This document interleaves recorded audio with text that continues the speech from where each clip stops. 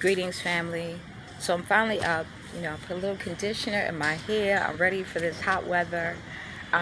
Sitting out on the veranda of the guest house where I'm staying, and I just met the owner. Very pleasant gentleman. I understand he has a reputation in the community that he's some sort of entertainer, Lebanese entertainer, that is highly respected. He actually employs a number of our brothers and sisters at this hotel, and it was one of the very few hotels that had availability that was in Freetown. This was holiday time, so there's a lot of people in town. This view, when I tell you, this view is just breathtaking. So I am sitting out here on a sofa on the veranda. As you can see, it's the veranda area. Sitting out here on a sofa, and I am just taking in the view. And I thought I would share it with you all. And I got a little surprise. I'll have to give you all, I guess, a tour of my room, because I got a little surprise. The shower had a Swedish massage and some other components to it. So when I tell you, never underestimate some of the old world, kind of low budget looks to a place. You just never know what you're going to come across. It looks like a very simple, humble place, but has all these little treasures. And on top of that, they have hot water. Yeah, hot water. Water's on full pressure for those people that matters to. I just spotted a gecko, so I got to get this little gecko. He's sitting up on top of a brick wall, so you can't really see him. I don't want to get too close, but what I am going to do is switch the camera so y'all can see the view. But if you look just past the end of this cement column, you'll see the gecko under the barbed wire. Those with a really good eye who don't need bifocals like me will spot this little thing, and I'm going to show you all the water now.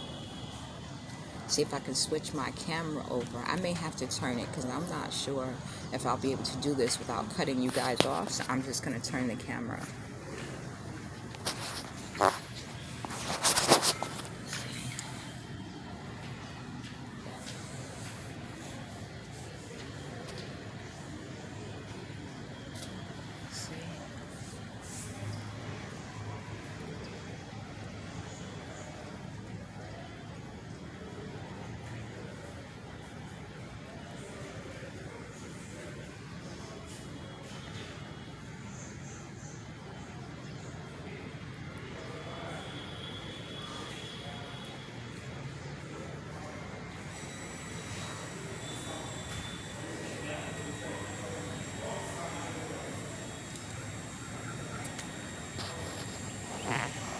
Okay, so you got to see a little bit. Now, if I stand up, you'll be able to see better view of the ocean. I'm just going to stand up and walk over about 4 feet. And this is the view of the sunset that I was showing you guys earlier. And you'll see some, I guess this is more of the city area on the opposite end that I'm about to show you, because there are some taller skyscraper buildings. So I'm going to let you see that as well. Take a look.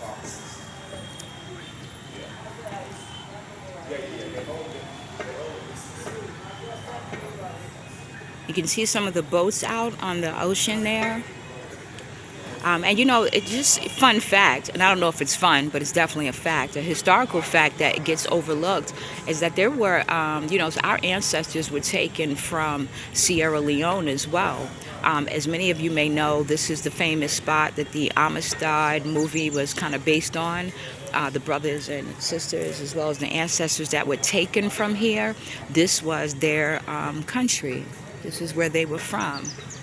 And when they were able to fight their case in the British courts and able to return back home, they came to Sierra Leone and set up Freetown, right? So Freetown was a place for free slaves.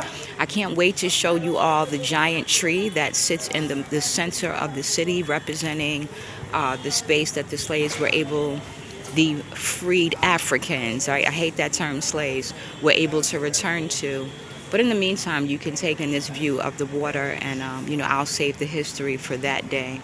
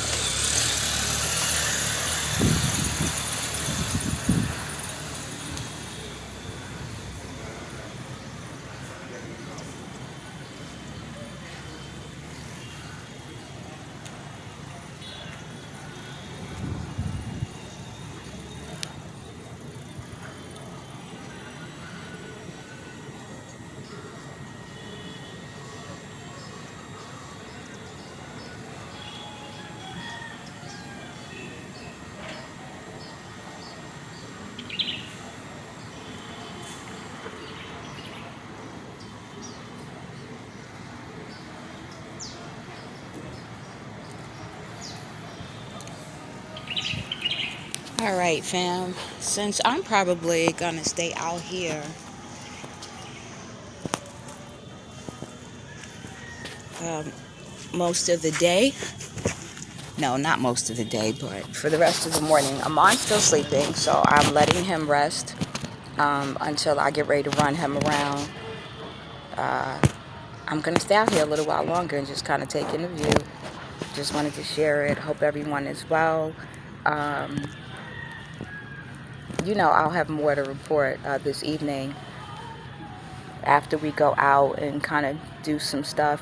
Oh, I did want to add that I received an email from the ministry that I should send in my documentation as soon as possible. Fortunately, I don't have my birth certificate, but I do have my passport, my driver's license. So I sent in those documents to the ministry, and I'm hoping that they will consider offering me citizenship. I'm kind of like, I'm not like I'll be thoroughly disappointed if they don't, because I understand that I've just gotten here, and I'm sure there are people that have filed before I did that have been waiting, and so I understand. But if they're going to do this and they can fit me in, I will appreciate it. I'll appreciate that very much. And I will make every arrangement that I can to stay until January 5th. Not sure how that's going to work with my plans for the Gambia. I would hate to just go there for a day or two, but that's what might happen, because that's where my last flight is supposed to take me home from. So I don't know if they'll allow me to change the flight to take me home from Sierra Leone, or they're going to tell me that they're going to try to charge extra money, because I don't think I'll be able to handle all of that financially. Delaying my flight, paying whatever fees may involved with citizen, paying whatever fees that may be involved with citizenship, as well as changing the flight again to return home, and paying for my stay in the Gambia, as well as visa for Oman, more COVID tests when we leave, and more COVID tests when we arrive. That's going to be pushing it. So if I'm not going to stick to my original plans of leaving on the 24th, it's going to have to stop there as far as the finances go. I've stretched way beyond what I was supposed to. I know I'm going to get back, and I'm going to have to juggle some stuff, and I'll be able to do that because I have means to generate income once I'm back in the States. I came here to see how I can switch those means over. So yeah, I'm going to have them on my behind for the month of January, but I'll be done with them by the end of January. Like, I delayed my insurance payment, my car insurance payment. But yeah, my car insurance is $500. That's including myself and Amon. So I delayed our car insurance until I came back, because that would have been due the end of this month, and I didn't want that to interfere with my plan. So that freed up some money. But that's it. I mean, I don't know about most single. I'm going to say moms trying to do this with just their children. I can't speak for other folks, but I can tell you what my situation is. And I am just generally cognizant of what I'm spending and how I'm spending it, especially caring for two. So I'm going to wrap it up, because I'm out on the veranda, and the brother is cleaning up out here. So I'm not sure how that sound is affecting what we're doing. But I'll be in touch with you all later. Blessings. Stay strong. Stay resilient. Stay on your path.